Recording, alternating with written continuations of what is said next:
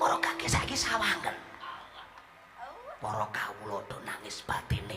Anane pagebluk lelara satemah akeh sing kelangan pegawean. Durung para among tani sing kudu nangis lan jerit batine merga lene nandur ripalungguhan iki malah dipangan tikus.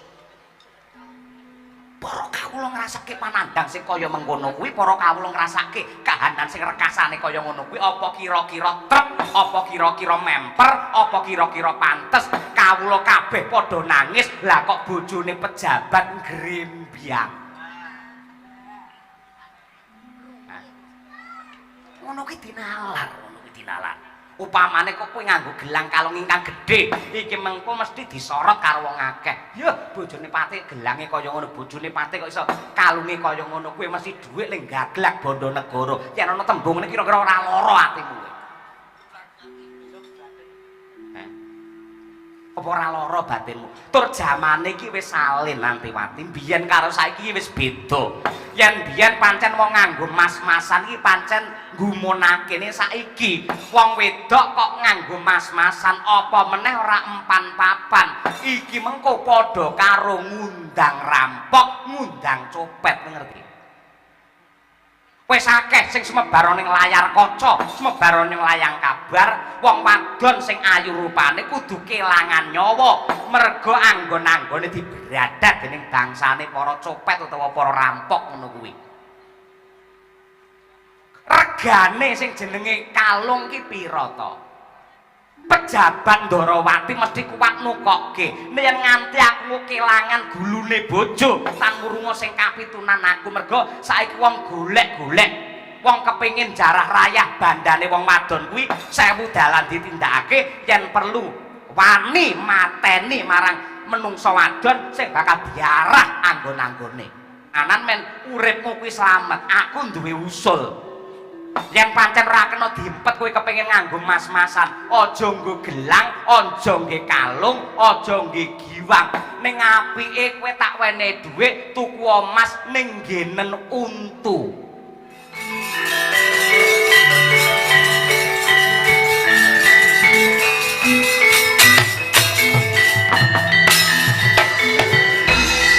Mangkahang grus-rusa sumbar Lindo ketar bumi kunjing ku maluduk guntur ketuk kumokang coloni di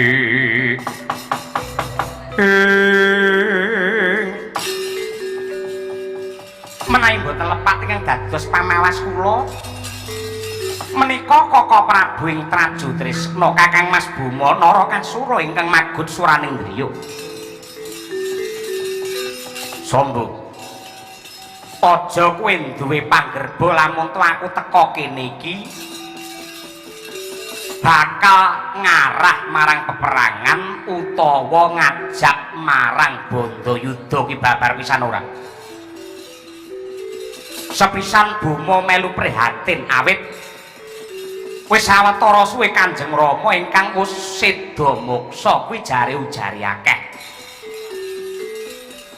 Mula gandeng aku anak mbarep duwe kewajiban ya kuwi rumeksa marang asmane Kanjeng Rama lan uga ngreksa marang kawibawane Bumi Ndarawati.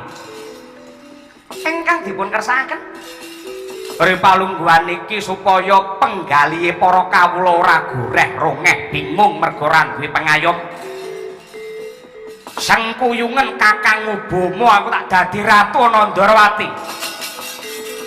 Kakyat risang kapirangu rinangkul kinempit kempit menapa kinten-kinten boten kaladuk ing dados dawuh paduka.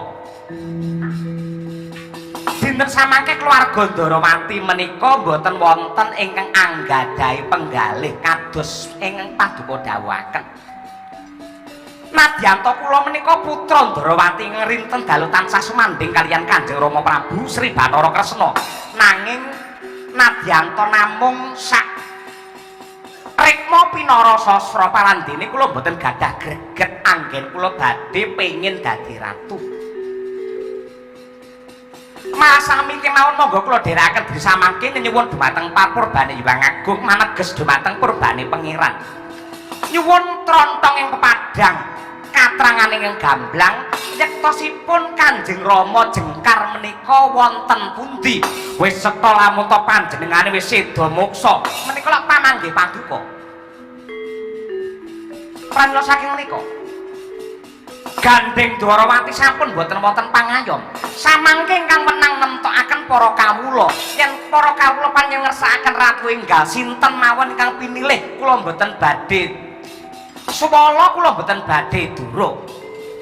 Nanging gandeng para kawula dene samangke tansah ngajeng-ajeng konduripun Sri Bathara Kresna, monggo dipun dongaaken kemawon. Rasa kakehan sangat. Kowe ngucap kaya mengkono padular depani kamukten negara Ndarawati. Nadyan to kowe kulih dake kowe isih dulurku nom, nanging kowe satur mung nggo cangklakan klilip nggo netra kowe pepalang anggenku bakal dadi ratu ning Ndarawati. Rawe-rawe ndak rantas, malang-malang ndak tatas, yen perlu keluarga ngalang-alangi aku tega mentala karo kowe. Menawi mekaten monggo dipun todhi sinten ingkang langkung perwira.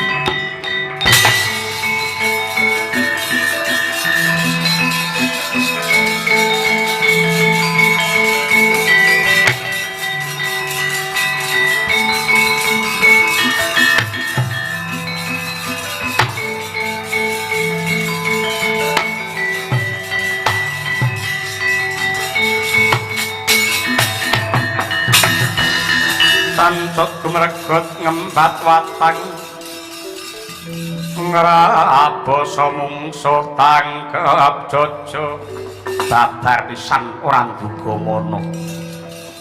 Lamun to Kakang Udawa gedhek antuk pidak jempol nebu sawuyun ngethek seranggon karo para Sata Kurawa Kakang sing ndok kersakake piye Kakang Udawa? Yayi Setyaki. Bot-bote anggenku duwe rasa handar beni lan kepengin ngrungkepi bumi Ndarawati, mula aku tumindak kaya mengkene. Ripalungguhan iki Sinun Prabu Ndarawati wis jengkar saka sasana, tegese kudu ana ingkang tinuding mongko dadi wakile jumeneng nata nadyanta sak gebyaring kilat. Mengko pamane Sinuwun Kresna wis kondur maneh, tetep aku bakal dadi patih. Kakang Udawa dadi apa? Aku arep dadi ratu. Mergo aku ora duwe bondo, aku ora duwe kesugihan. Bojoku mlengos lunga saka omah. Yen duwe garwa sing patrape kaya ngono iki kudune bisa mawas diri, ora patut lamun to bojo diayomi mergo patrape sing kurang tata kaya mengkono kuwi. Kala mangsane wong lanang bakal ilang kawibawane, koncatan jiwa kasatriyane mergo nuruti karo karepe bojo sing ora andalan. Iki ora mung perkara bojo, ning kawibawane Ndarawati. Aku rekoso wis suwe biyen nderekake Sri Kresna nalika isih jaman Narayana. Kowe Suwitana Ndarawati lak wiwit Mbak Yumu sang ratu Setyabama jenak pinarak dadi garwa Prameswari Ndarawati. Nanging aku wiwit cilik leladi karo Prabu Kresna. Mula luwih wenang Udawa tinimbang Setyaki sing dadi ratu. Langka ana bangkene Sencaki po dan ora dawa umurmu kowe.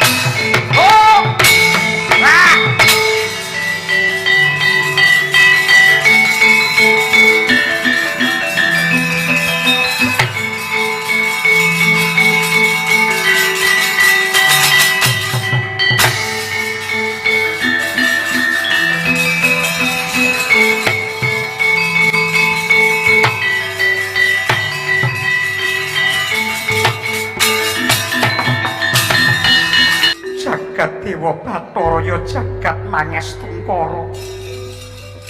Ya kene kahanan ora udar malah saya ruwet. Ora padhang parandine malah saya peteng dhedhek. Rukmini rumangsa trenyuh lan prihatin.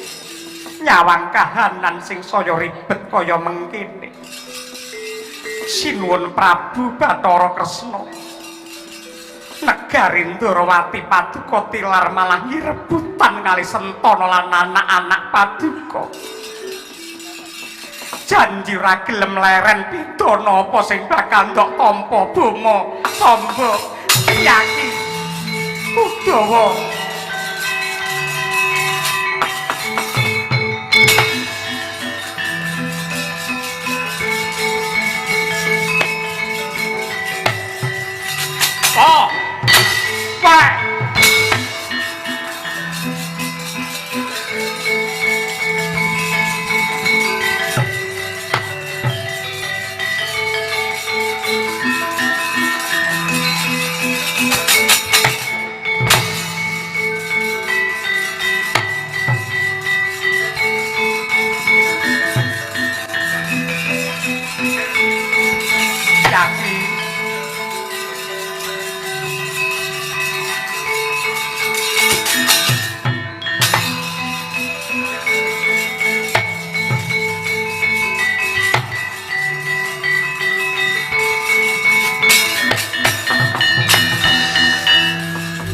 Semar mancung cupeten teka semene.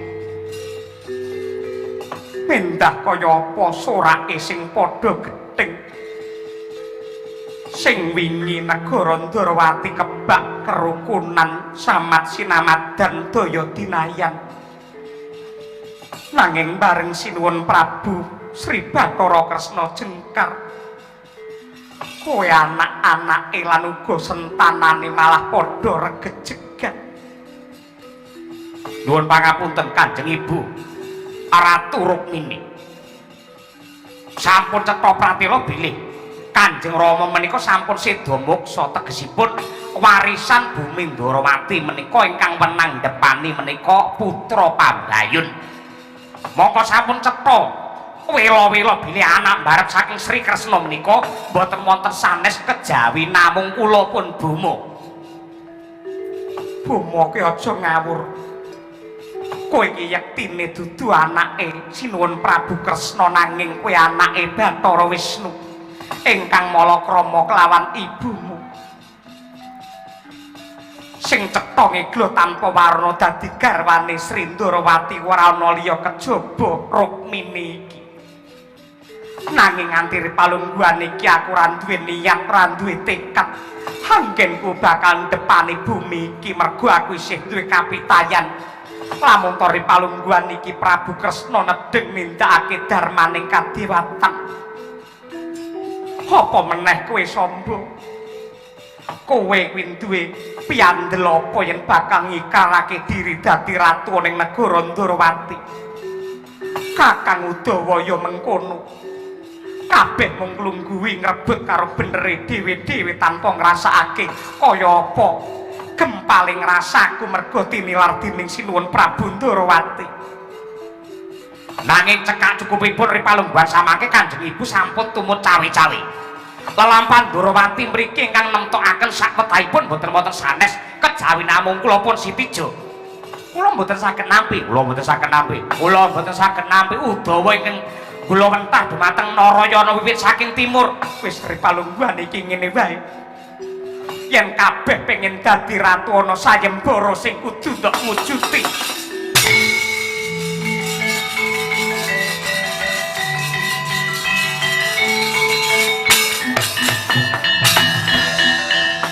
Mestine kowe kabeh iki dudu wong bodho. Kowe iki dudu wong cubluk nanging perangane wong pinter, nanging pintermu ki pinter keblinger marang patrap sing ora bener. Monggo sing jenenge bondo kuwi diperang dadi telu. Ingkang sepisan ya kuwi bondo piguna. Angka loro ya kuwi bondo walak dene ingkang angka telu ya kuwi bondo bejat. Bondo piguna ki le pikantuk nganggo meres kringete dhewe banting raga. Satemah antuk nugraha kuwi jenenge bondo piguna. Angka loro ya kuwi bondo walak kuwi bondo warisan tinggalane wong tuwa klebu negara Ndarawati. Lan titenana yen kowe iki golek kamukten mung bakal jagakake warisane wong tuwa. Kowe ra opor bebek cukup awakmu dhewek ora golek kamukten dhewe. Upama kowe dadi ratu kratonmu ora bakal langgeng. Mergo kuwi bondo walak. Dene ingkang angka telu ya kuwi bondo bejat, bondo le golek karana ngapusi. Nylingkuhke bondo negara nrajang wewalering weda suci lan pranataning negara ingkang wis gumathok.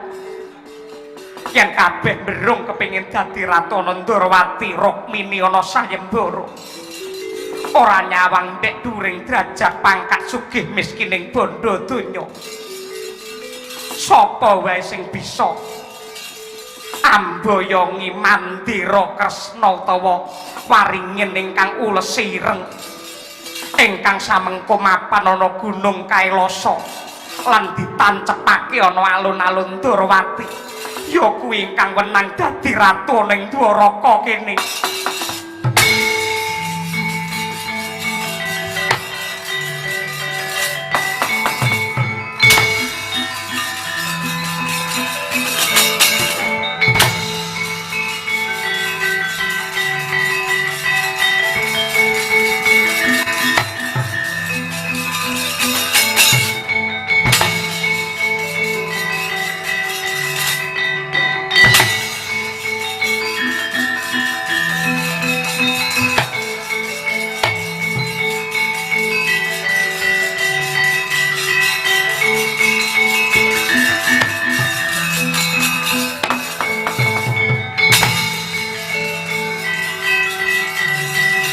Mati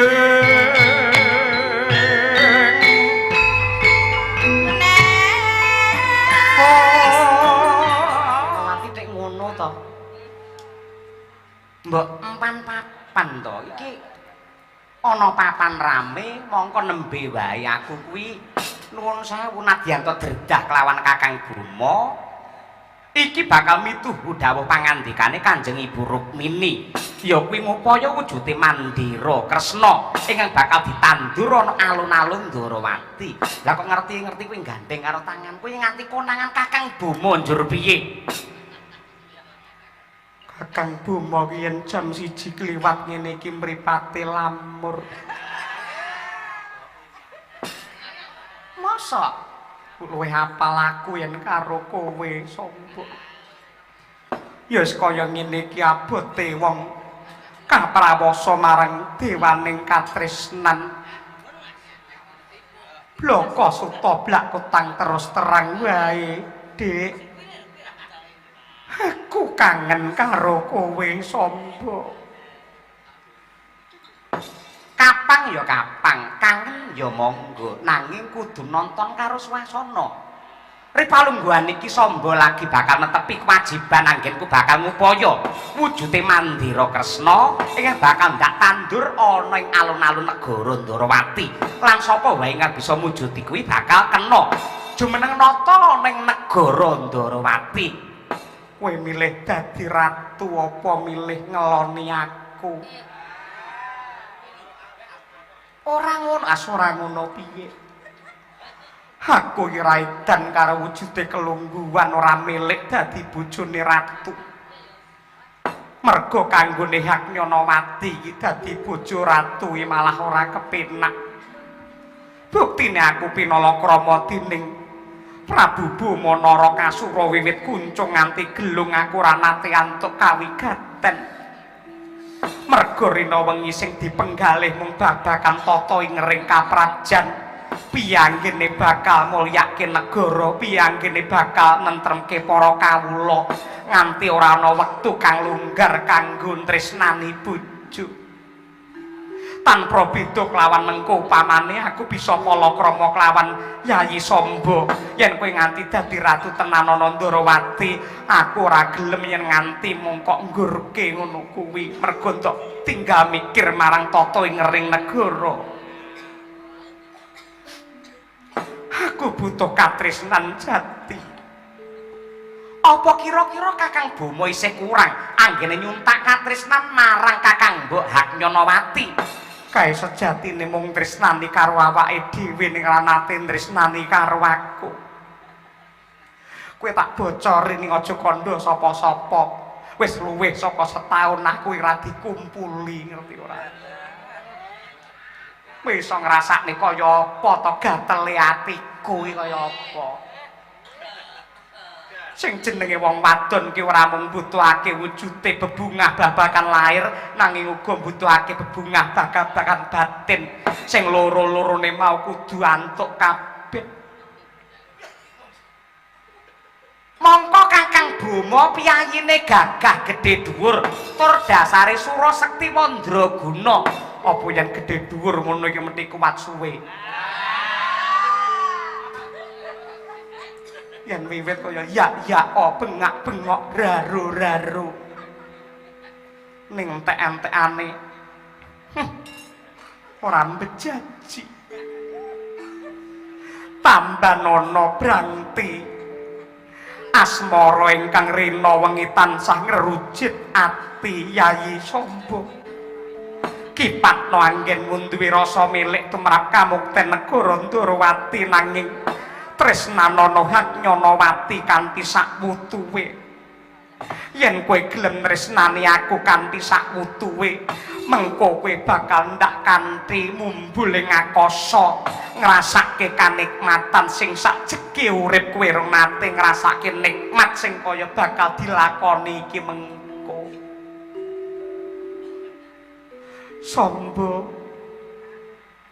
Samba kowe cimating jantungku Samba. Enjing langit kelap-kelap katon ler kincanging alis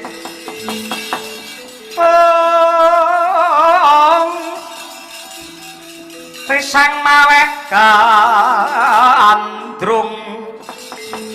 sabarang katulu ukir moyak mayik saking tias kalewur lumaris sangka andrung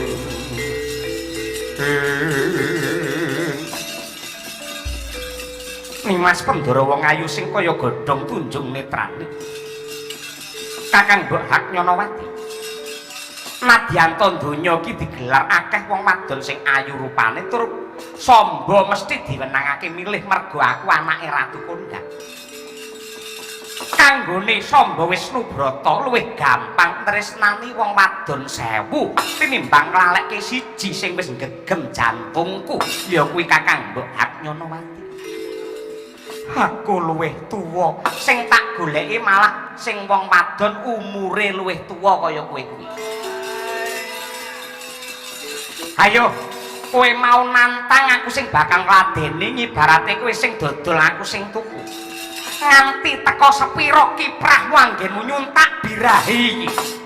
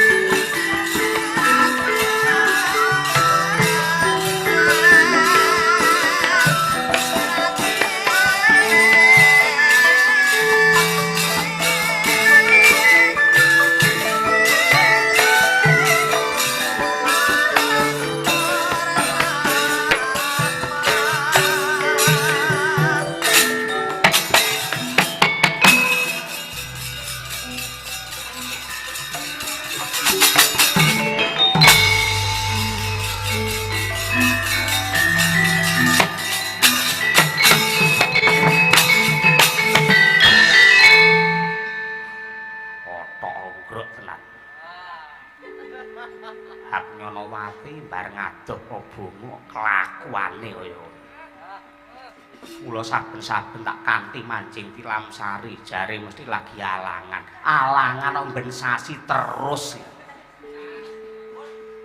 ya sing tak anggap tumindake kaya kewan ora ana liya kejaba sapa ya wis ben aku ora mangko tinggal tetep sing tak goleki wujude Mandira Kresna men aku iso dadi ratu yen bunga dadi ratu banger bacin abang ijo klebu lelakoni Samba karo Hak Nyanawati mengko aku sing bakal gampang murba aku mesti bakal ngajar kowe ning ngentene wektu sing prayoga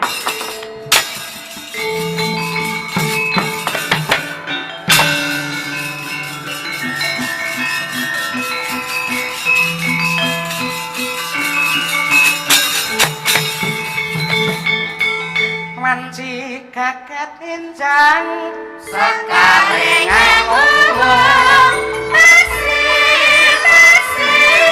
tanam romo aromitan langit geni jone taman sari abadi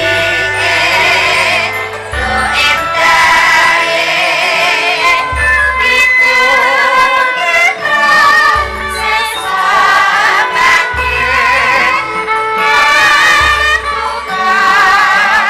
Yeah.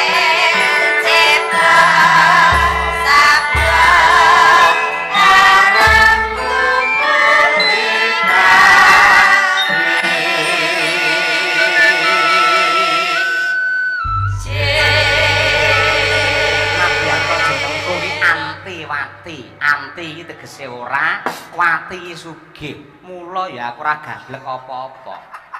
Mergo jenengku Antiwati. Bapakku sengkuni lho jenenge anak iso kaya ngono. Antiwati anti ora Wati sugih. Mula ya melarat ambak dadi bojone Patih. Bola-bali Patih ketoprak ora.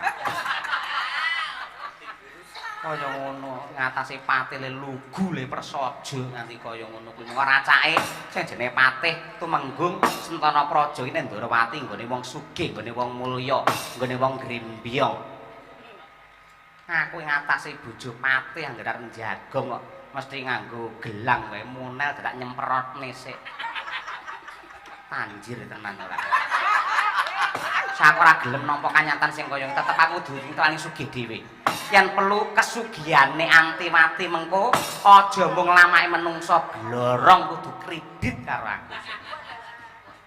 Ndel-ndelke doan. Men bojo-bojo para Sentana Praja pejabat negara Ndrawati udah gumun karo aku. Aku metu utawa mudhun saka kreta nganggo sandangan sing mompyor, nganggo gelang kalung sing gemebyar mentari do sulap nyawang karo aku. Tur pamane aku kelakon dadi wong sugih, jenengku dudu Antiwati ning pancen Wanudyawati.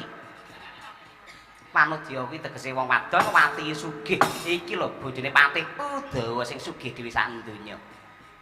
Munggah gunung Kailasa, goleki sing jenenge Mandira Kresna, tak golek pesugihan. Yen ra kelakon sugih luwih becik tak entengke patiku wae.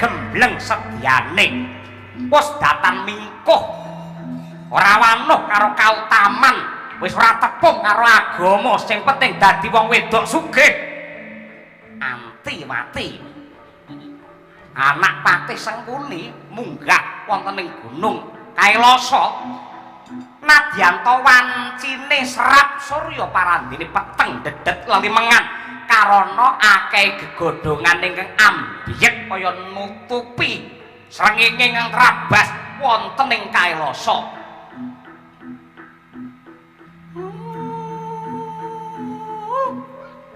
Wis kondhang kaloka lamun ta kono papan wingit angker kepati dununge para jim setan peri prayangan jrangkong waru doyong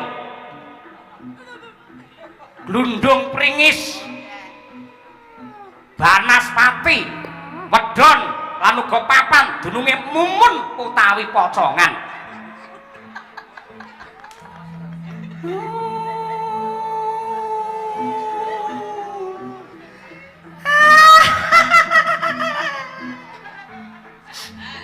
Ya kene kok awane kok dadi marahi brinting kaya kene ora. Nuwun sewu kalian matur sisip nyuwun gunge samudra pangaksami mumpung paduka utawi jengandika Kakang Udawa dangu lan ugi menika wonten wekdal ingkang longgar utawi mirunggan kula badhe matur prasaja gage matura nuwun sewu sakmenika kula nyuwun dawuh katerangan ingkang saknyatanipun sampun ngantos dipun tambahi lan sampun ngantos dipun suda ingkang jujur kemawon lan ingkang saknyatanipun kemawon. Arep takon bab apa? Nun sewu ngantos dumugi samangke menapa Kakang Udawa tasih kagungan rasa tresna kalian Antiwati? Lho. Nganggo dasar apa kowe takon sing kaya ngono kuwi? Nadyanto saka tutukku ki ora metu tembung aku tresna karo kowe. Ning yen kowe nyawang lagak lagon lagiane Udawa, kudune kowe bisa maca. Lamun to pancen lahir batin tresnaku marang kowe Antiwati. Yen pancen jandika menika tresna dumateng Antiwati lahir batos. Tandha katresnanipun bojo lanang kalian bojo wadon menika menapa? Wis dadi sumpahe Udawa, sak bisa-bisa aku bakal mulyake Yayi Antyawati. Lajeng caranipun mulyaken dhumateng bojo wadon menika kados pundi? Sing ndok karepake piye? Nuwun sewu.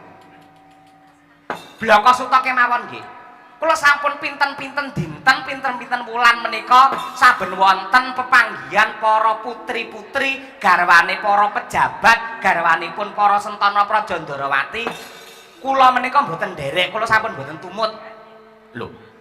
Sebabe kula isin lho. Lah ya sing ndadekke kowe isin iki bab apa? Nuwun sewu. Bojone para pejabat menika kalungipun menika ageng-ageng. Gelangipun menika ngrembyang. Mangka anggenipun dumugi wonten papan arisan kala wau mesti mawi titian ingkang mewah, titian ingkang indah, titian ingkang awis reginipun. Ing atase Antiwati ing atase garwane Patih parandene mangpirsani teng lengen kula, tenggen tangan kula belas renek apa-apane. Gen dodon nadyan akeh sing aran jare Antiwati iki dadane resik, dadane putih. Ning ya putih ya resik tenan, mergo ora ana kalung ingkang sumanding wonten mriku. Mila kula sampun pepanggihan pinten-pinten minggu menika mboten tumut kula isin kula. Akeh sing ngarani ngatasi anak utawa anake Patih Ngastina sing jenenge Patih Sengkuni, bojone Patih Udawa, wong nomor 2 sak Ndarawati parandene kok ora gablek apa-apa. Kosik to kosik. Kosik pripun? Aku tak kandha. Carane Udawa mulyake bojo ki ora kok njur nuwun sewu, kowe tak wenehi sandangan ingkang gumebyar, mas-masan ingkang mencorong, ya. Kalung ingkang bandule gedene ngungkuli kempul ki ora. Ning nuwun sewu, upamane kowe iki jane bisa, upamane kudu nganggo-anggon mas-masan, gelang, kalung, giwang lan sak piturute. Bisa lan aku iso nuruti. Ning larase kahanan apa kudu kaya mengkono? Ngibarate garwane sing eneng, larase lelakon apa kudu ngono? Para kakek saiki sawangen.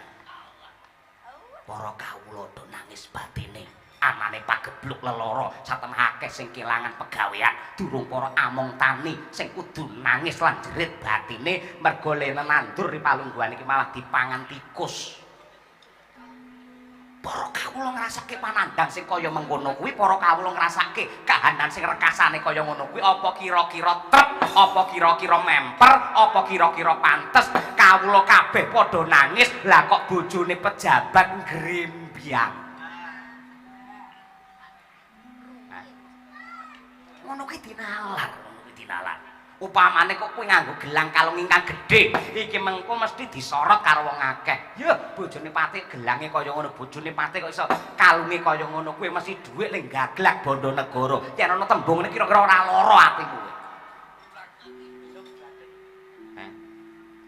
Apa ora lara batinmu? Tur jamane iki wis salin Antiwati, biyen karo saiki wis beda. Yen biyen pancen wong nganggo mas-masan iki pancen nggumunake saiki. Wong wedok kok nganggo mas-masan apa meneh ora empan papan. Iki mengko padha karo ngundang rampok, ngundang copet, ngerti? Wis akeh sing sumebar ning layar kaca, sumebar ning layang kabar, wong wadon sing ayu rupane kudu kelangan nyawa merga anggon-anggone dibradat dening bangsane para copet utawa para rampok ngono kuwi. regane sing jenenge kalung ki pira to? Pejabat Ndarawati mesti kuat nukokke yen nganti aku kelangan gulune bojo tan wurunga sing kapitunan aku mergo saiki wong golek-golek wong kepengin jarah rayah bandane wong wadon kuwi 1000 dalan ditindakake yen perlu wani mateni marang menungsa wadon sing bakal diarah anggon-anggone. Wadene yen pancen kowe kepengin nganggo mas-masan temenanan men uripmu kuwi slamet, aku duwe usul. Yen pancen ora kena diempet kowe kepengin nganggo mas-masan, aja nggo gelang, aja ngge kalung, aja ngge giwang. Ning apike kowe tak wene dhuwit tuku emas ning nggenen untu. Masuk nggih untu njabrak napa? Ora enek critane wiwit biyen nganti saiki maling ngobok-obok cangkem ora enek critane. Caritane satriya lenuwe.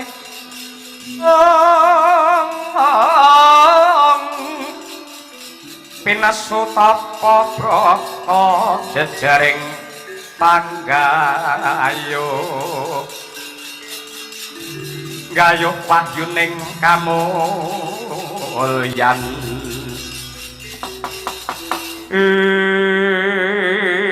wis saiki ngene wae yen pancen Antiwati rumangsa lingsem kowe rumangsa isin ketemu karo bojon pejabat Ndarawati kowe ora perlu lunga ning ndi-ndi.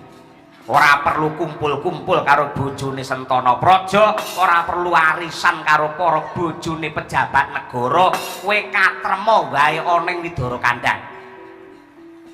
Pedayapa yen tata gelar kuwi nyambung paseduluran.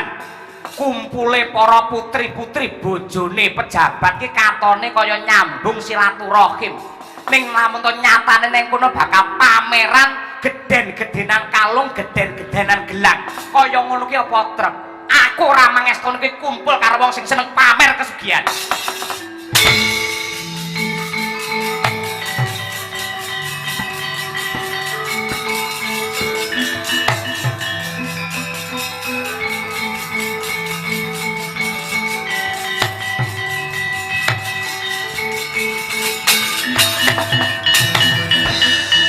Kakang Pati Udawa matur nuwun.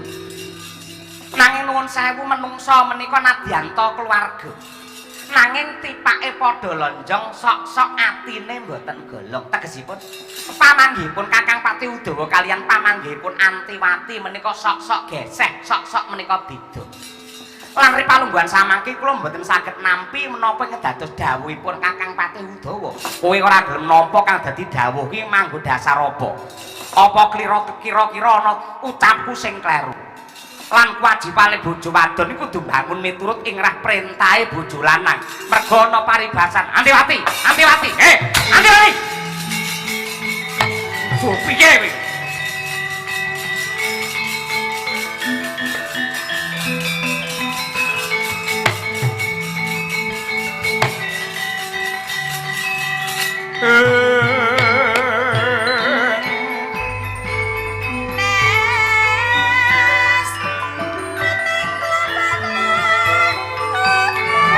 Gon laksane lekas lokita linuting pitung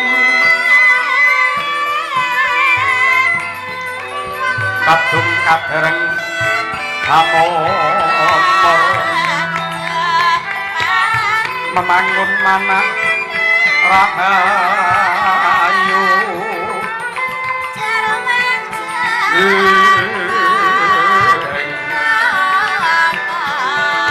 ayono tan kagolong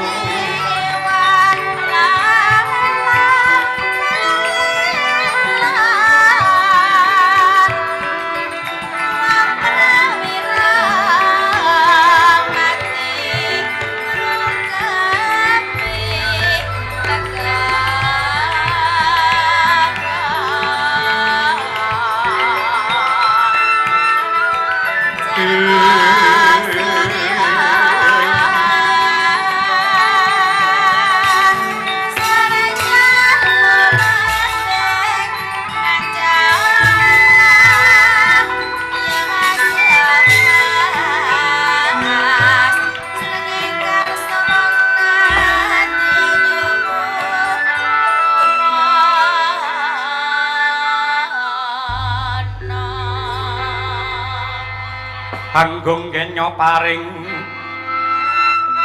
dono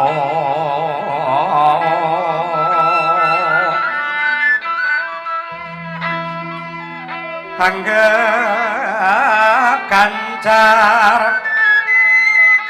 saben dina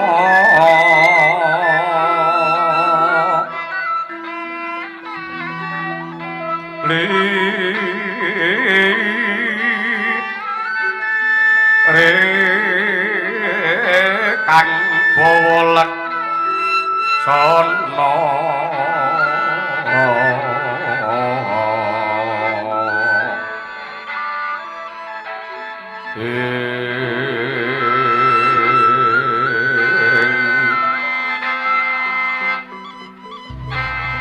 ana tepi tangan diko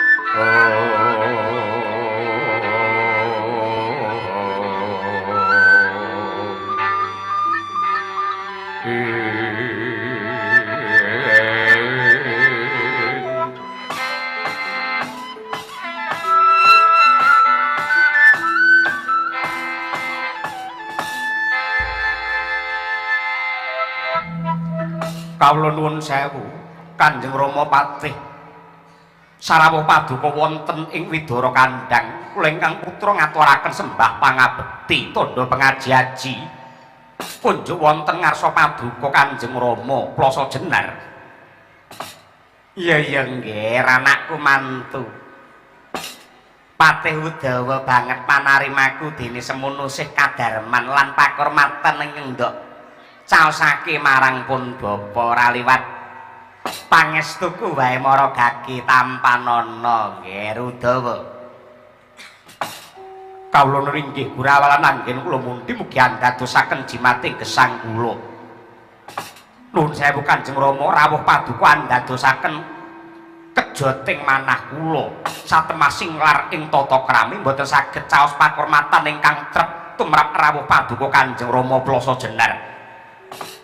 Ora dadi apa. Gusik iki mau nek aku weruh bojomu Antiwati kok mlayu miyos saka ing dalem kepatihan kanthi arawat wasta utawa arawat waspa. Bar padu apa karo bojomu kowe? Dalem bar padu. Padu menika padu sikil papat didu. Mboten. Kula pun arang-arang. Padha aku. Aku karo mbokmu ya wis arang-arang. Urung karuan lamun to sesasi pisan. Mergo angger turu wae aku karo mbokmu iki mesti geden-gedenan tut mesti singkur-singkuran, mbokmu madhep ngetan aku madhep ngulon. Tur lambene mbokmu sok-sok ya nyelekit. Angger aku turu tengah wengi watuk. Ngono kuwi mbokmu le muni lah je urip. Muni ngomong apa jaune. Guyu ora apa-apa, lakone pancen ngono. Karo mbokmu ya ngono kuwi. Nggih. Lah. Kowe sik bakal nglakoni tuwa kaya sengguni ora apa-apa. Lan upamane kowe lagi bentik, kowe lagi sulaya, lagi kisruh karo bojo, ya ora apa-apa. Kuwi minangka kembang burai lelakon, bumbune wong omah-omah yen ora ngangge padu ngono ki ya kurang sedep ngono. Inggih. Ngapa ta ki mau? Nuwun sewu, kula elekaken supados mboten ngginakaken kesugihanipun menika kangge pamer dumateng para kawula cilik. Lan kula pambengi sampun kumpul kalian bojo Sentana Praja Ndarawati yen kumpule wong wadon niku namung badhe pamer kesugihan. Ning nyatanipun ucap kula menika mboten dipun gega Kanjeng Rama malah lunga plencing klepat tanpa pamit. Watake wong wedok ki pancen ngono kuwi. Nadyan to nuwun sewu akeh sing ngarani lamun to bondo ki ra baku, dhuwit ki ora wigati. Ning nyatane apa wae iki bisa lumaku ya kudu nganggo dhuwit. Kowe tak bocori ya. Wong wedok ngendi wae ora widoro kandang, ora ploso jenar, ora ndorowati, ora ngestina. Atine iki bakal marem, siji lamun to awake iki seger waras, loro nyawang anak-anake beneh, angka telu yen nyekel dhuwit. Wong wedok yen pancen ra duwe anggon-anggon, ra duwe bondo, ra duwe dhuwit, ngene sok-sok umure ketok tuwek ndangan ngono. Mula ya aja dipaidu pancen watake wong wedok ki pancen ngono kuwi. Inggih. Aku percaya kowe bisa ngrampungi perkara keluarga iki, wong kowe ngrampungi perkara negara wae bisa. Lah, gandeng Ripalungguhan iki ngrembug babakan negara Udawa, anakku mantu. Kabar nyebar warta-warata lamun to Ripalungguhan iki wis udakara 7 sasi ratu ngesti ratu ing Ndarawati ya kuwi Prabu Sri Bathara Kresna kuwi wis seda moksa. Kabar iki tenan apa mung kabur? Nggih. Kathah ingkang mastani pancen mekaten awit anggenipun nilaraken kraton menika babar pisan boten pamit kalian keluarga. Lan dangunipun upami kok sinuwun Kresna menika jengkar saking kraton menika adatipun namung 3 candra.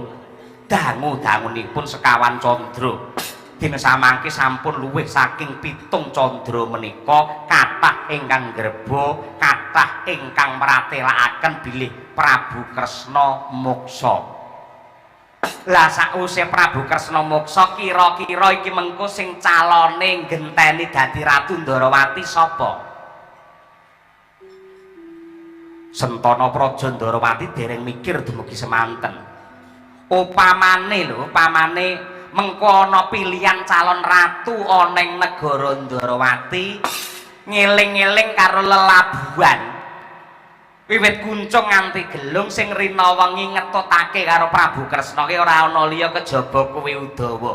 Dudu anak-anak Ratu Ndarawati sing trep dadi ratu, ning janjane sing luwih pantes ki mung kowe sing dadi ratu Udawa.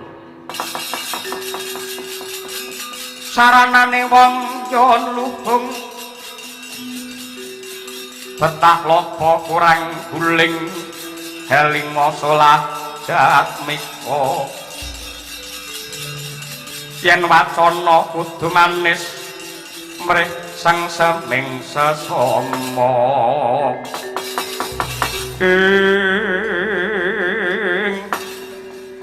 nuwun sewu Kanjeng Rama. Mboten wonten babar pisan greget lan musik anggen kula badhe gayuh ingkang mboten sak mestinipun. Nuwun sewu nadyan to wiwit jaman Narayana kula tansah ngenger lan nderekaken Sri Kresna. Nanging ceceking manah kula nadyan to sak gluguting kolang-kaling mboten wonten raos pengin anggen kula badhe dados ratu. Lho, iki ora perkara pengin utawa ora, ning kepikiran nasibe para kawula Ndarawati.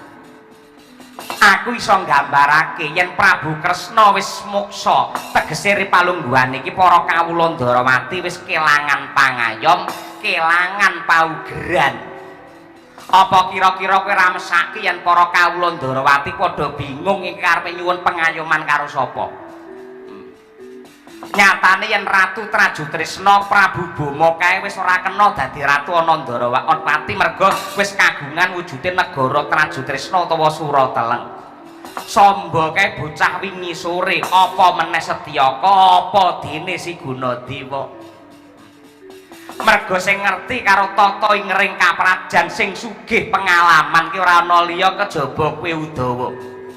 Ora kok njur kowe mendem karo kelungguhan, kowe pengen karo jabatan ki ora, ning pikiran wong cilik yen pancen kowe tresna karo wong cilik gelem kowe dadi ratu ana negara Ndarawati.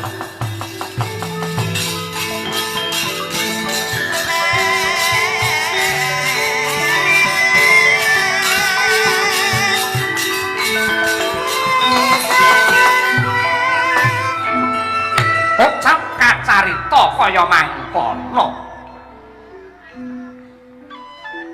Nadyan wis kawentar lamun to patih Udawa mahambek prasaja jujur ora nate kegiwang kalian eden-eden kadonyan nanging gawane pinter sang maha julik nenggir ki ana patih Harya Sengkuni anggenya angrerepa dumateng sang Udawa. Wis dadi kodrate menungsa kala mangsa jejeg imane kala mangsa doyong panembahe. Sajroning doyong panembahe marang Gusti ing kono dadi sasanane para iblis ingkang nunggangi napsune sang Udawa. Mereka kenceng gembleng cetane ason depani bumi Ndwarawati.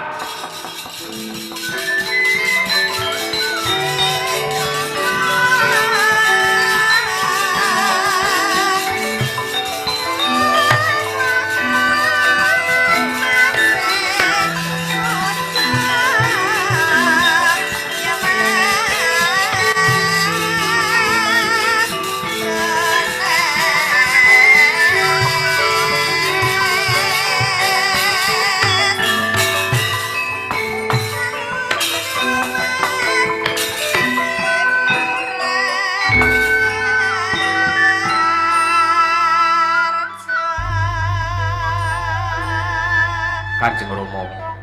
Piye? Nggih.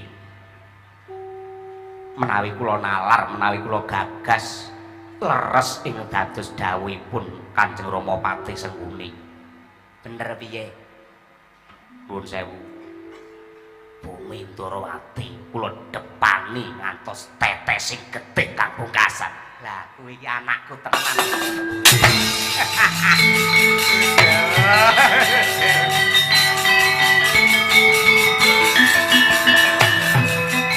Sing langit kelap-kelap katon lerake saking alis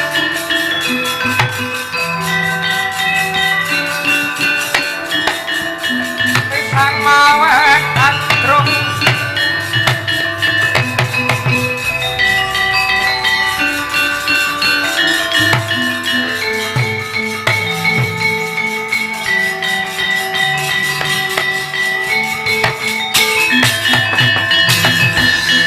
sabarang katulu ukir moyak mayik saking tias balewur lumaris sangka andrung. Nah yen ngono ki tegese iki mantune Patih Sengkuni tenan ngene. Aku mbiyen titip daging setampel getis tetes wujude anakku Antiwati pamriye bisa ndok mulyake. Merga pancen abot katresnanku marang kowe. Mbiyen si Antiwati bakal dipalakrama kelawan anak Prabu Duryudana. Ning aku milih mantu kowe merga tak anggap kowe sing bisa mulyake karo anakku wadon. Lajeng mangke menawi wonten perkawis aja kuwatir. Sing baku depan ana negara Ndwarawati aja nganti ana sing wani ganggu gawe ngancik lan ngucik dampar keprabon. Tetep Udawa sing dadi ratu ana Ndwarawati. Yen nganti ana bobol Barata mengko Sengkuni lan Kurawa sing bakal bebantu karo kowe Udawa. Matur nuwun Kanjeng Rama ya.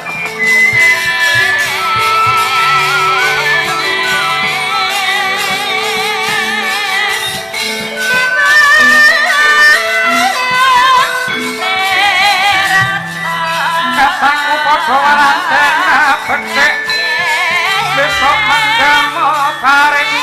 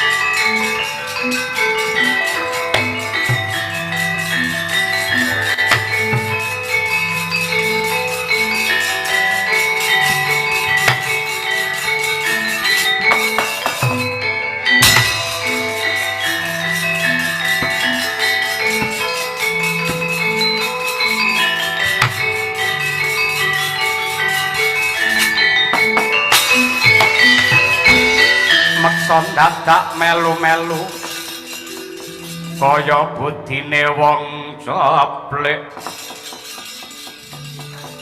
lalian kalengkane ngrat nadyan kaya ngapa lan kepiye sing jenenge wong wadon lamun tanpa bondo tanpa donya tanpa mas-masan mesti wae aji godhong jati garing kamate Udawa Ripalungguhan iki aku beda karo panemumu beda kelawan dawuhmu aku ora nggugu kang dadi pangandikanmu kumrape antiwati pedahe apa aku urip lamun ora nyanding lawan kesugihan lan kemewahan mongko aku krungu kabar ana gunung Kailasa ana papan kanggo golek pesugihan ya kuwi mapan ana sak ngisore Mandira Kresna mbok menawa lantaran aku mengko sujud ana ing Mandira Kresna dadi srana aku dadi wong sugih wong mbrewu mendho melek mripate para bojon-bojon pejabat iki bojone Udawa tetep sing paling sugih